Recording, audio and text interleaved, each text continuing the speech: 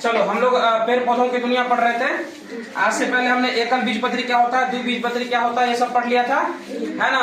मक्का मतलब मक्का में किस प्रकार की जड़ें होती है या उसकी पत्तियां कैसी होती है, सब पढ़ लिया था ना। चलो इधर ध्यान दो तुम लोग, ठीक है।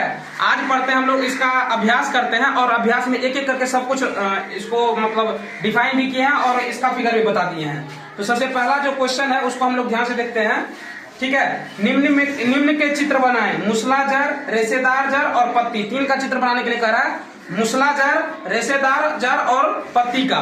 तो अच्छा एक बात बताएं तुम लोगों को कि हम लोग रेशेदार जड़ को क्या कहते हैं, झकरा जड़ भी कहते हैं ना। तो देखो हमने क नंबर में जो बनाया है वो बनाया है मूसला जड़ का, ख नंबर में क्या बनाया है, रेशेदार जड़ या झकरा जड़ का, और ग नंबर में हमने क्या बनाया है, पत्ती का बनाया है। यहाँ पे ग नंबर नहीं लिखा हुआ लेकिन तुम लोग लिख लेना, ठीक है ना। पत्ती का फिगर बनाया ना। ये तीन चीज का तुम लोगों को फिगर पूछा गया था। अगला क्वेश्चन है कि यदि किसी पौधे की पत्ती में समानांतर सिरा विन्यास हो तो उसकी जड़ें किस प्रकार की होंगी। ध्यान से देखना कि जिसकी समांतर सिराएं होती है ना, उसकी मतलब उसकी जो जड़ें होती है वो कैसी होती है, झकरा होती है या रेशेदार जड़ें होती है। झकरा जड़ को ही हम लोग रेशेदार जड़ बोलते हैं ना, तो या तो झकरा जड़ होगा, झकरा जड़ या रेशेदार जड़। जैसे देखो कि नीम पौधे की पत्ती में देखना कि उसमें सिरा विन्यास होता है ना, बिल्कुल एक दूसरे के समानांतर होता है, इसलिए उसको हम लोग क्या कहते हैं, उसका जड़ कैसा होता है, झकरा जड़ या रेशेदार जड़ होता है। अब अगला क्वेश्चन करता है कि यदि किसी पौधे की जड़ झकरा हो तो उसकी पत्ती का सिरा विन्यास किस प्रकार का होगा। अभी हम तुरंत पढ़े हैं, उसी को बस क्वेश्चन को पलट दिया है। तो जिस पौधे की जड़ झकरा या रेशेदार होते हैं उसकी पत्ती का सिरा विन्यास क्या होता है, समानांतर होता है। यहाँ पे देखो समानांतर सिरा विन्यास है ना, सिरा विन्यास किस प्रकार का होगा, समानांतर होगा, है ना। अगला क्वेश्चन कहता है कि निम्न में से जालिका रूपी सिरा विन्यास एवं समानांतर सिरा विन्यास वाली पत्तियों का अलग अलग समूह बनाएं। धान, गेहूं, मक्का, पीपल, आम, धनिया, तुलसी, इतना चीज दिया है और इसको कह रहा है अलग अलग वर्गों में बांट दीजिए। एक तो उस वर्ग में बांटिए जो जिसका सिरा विन्यास क्या होता है, समांतर होता है, और एक को आप जालिका के रूप में बांट दीजिए। तो सबसे पहले देखो जालिका सिरा के रूप में क्या, जालिका सिरा किसका किसका होता है, पीपल का होता है, आम का होता है, धनिया का होता है और तुलसी का होता है। उसी प्रकार से अगर तुम देखो तो समांतर सिरा किसका होता है, धान, गेहूं और मक्का का होता है ना। इन सब का क्या होता है, समानांतर सिरा होता है। बात समझ में आई ना। अब अगला क्वेश्चन है कि पौधे में जड़ का क्या कार्य है। तो इस टाइप का दो क्वेश्चन है तुम्हें, एक यहाँ पे पौधे में जड़ का क्या कार्य है और जड़ के दो मुख्य कार्य बताइए। ये दो क्वेश्चन सेम टू सेम है, तो उसको एक ही जैसा हम लिख दिए हैं, तुम लोग घबराना नहीं। जैसे देखो 5 नंबर में लिखा है ना, जड़ मिट्टी को मजबूती से पकड़ पौधों को खड़ा रहने में मदद करती है, सेम चीज देखो यहाँ भी लिखे हैं तुम्हें। अगला क्वेश्चन, ये क्वेश्चन नंबर है, एक बार देख लेते हैं कि क्वेश्चन नंबर 8 है। तो देखो 8 नंबर यहाँ पे है ना, जड़ जमीन से जड़ तक खनिज लवण अवशोषित करता है। इसमें दूसरा में लिखे हैं, इसमें देखो दूसरा में लिखे हैं, यह मिट्टी में उपस्थित जड़ एवं खनिज लवण का अवशोषित करती है ना। इसमें देखो 2 नंबर में लिखे पौधे को खड़ा रहने में मदद करता है। तो ये जो तुम्हारा 5 नंबर और 8 नंबर का क्वेश्चन क्या है, बिल्कुल सेम टू सेम है। बात समझ में आई ना। अब देखो अगला क्वेश्चन है कि तना के दो कार्य बताएं। तना के दो कार्य क्या है, तो तना क्या करता है, जल तथा खनिज लवण के संवहन करता है। जल और खनिज लवण जो मिट्टी से अवशोषित करता है ना, उसी का संवहन का काम कौन करता है, तना करता है। तना शाखाएं, फूल, पत्तियों और फल को सहारा देती है। फल किसके सहारे खड़ा रहता है, मतलब बंधा रहता है, सॉरी तना के सहारे ही तो बंधा रहता है ना। तो उसको सहारा कहीं देता है, तना ही तो देता है, तना ही देती है ना। चलो अब 7 नंबर में क्वेश्चन कर रहा है कि जड़ के कितने प्रकार होते हैं, है ना। तो जड़ हम लोग अभी पढ़े कि मूसला जड़ और झकरा जड़। जड़ कितने जड़ प्रकार के होते हैं, 2 ही प्रकार के होते हैं। एक तो होता है मूसला जड़, दूसरा क्या होते हैं, झकरा जड़। तो झकरा जड़ किसको कहते हैं, यहाँ ध्यान से देखना तुम। झकरा जड़ में क्या होता है कि इनमें से एक ही जगह से ढेर सारी जड़ें एक साथ निकलती है ना, निकलती है ना, इसलिए इसको हम लोग क्या कहते हैं, झकरा जड़ कहते हैं। अच्छा मूसला जड़ में क्या होता है,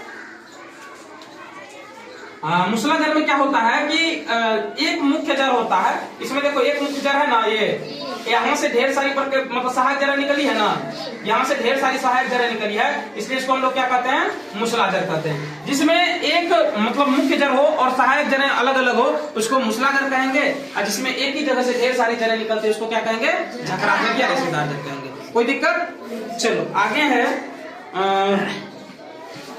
जड़ के दो मुख्य कार्य बताइए। अभी तुरंत बताएं 5 नंबर में, कोई दिक्कत है। अगला है 9 नंबर में तुम्हारा पत्तियों के दो मुख्य कार्य बताइए।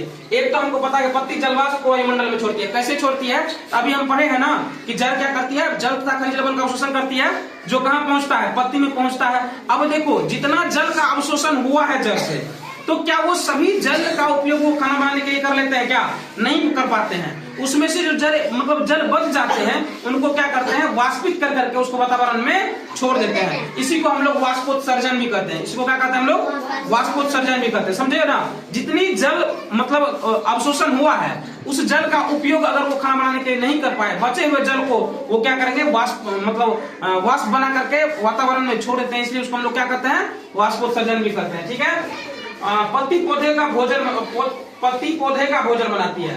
पत्ती क्या करती है, हरे पेड़ पौधे जो होते हैं उनका भोजन कौन बनाती है? पत्तियां ही तो बनाती है। ठीक है। अब अगला क्वेश्चन है तुम्हारा 10 नंबर का, यदि किसी पौधे की जड़ रेशेदार हो तो उसकी पत्ती का सिरा विन्यास किस प्रकार का होगा? तो जिस पौधे की जड़ रेशेदार होती है उसकी पत्ती का सिरा विन्यास किस प्रकार होगा? जालिका होती है। कैसी होती है? जालिका होती है। अगला क्वेश्चन सेम टू ऐसा ही है, यदि किसी पौधे की पत्ती में जालिका रूपी सिरा विन्यास हो तो उसकी जड़ें किस प्रकार की होगी? तो उसकी जड़ें किस प्रकार की होगी? झखरा होती है। कैसी होती है उसकी जड़ें? झखरा होती है। बात समझ में आ गई ना? सब एक एक लाइन का आंसर है, तुम लोगों को याद करने में कोई दिक्कत नहीं होगा, आसानी से पढ़ लोगे, एक बार पढ़ लोगे समझ में आ जाएगा और आसानी से याद हो जाएगा। ठीक है। जो जल होता है कैसा होता है? रेशेदार या झखरा जल होता है। ठीक है, कोई दिक्कत है?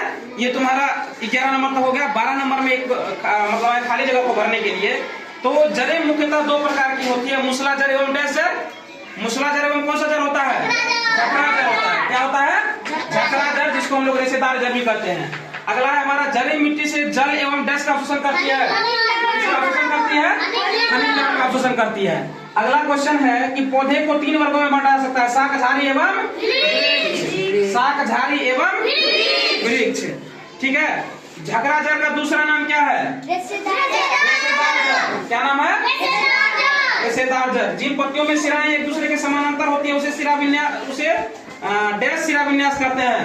समानांतर सिरा विन्यास। उसको क्या कहते हैं हम लोग?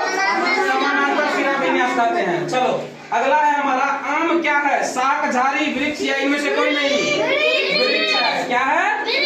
वृक्ष है। अगला है, पत्तियां जल का उपयोग बनाने के लिए करती है भोजन, वाष्पोत्सर्जन, ऑक्सीजन या सभी में? क्या होगा?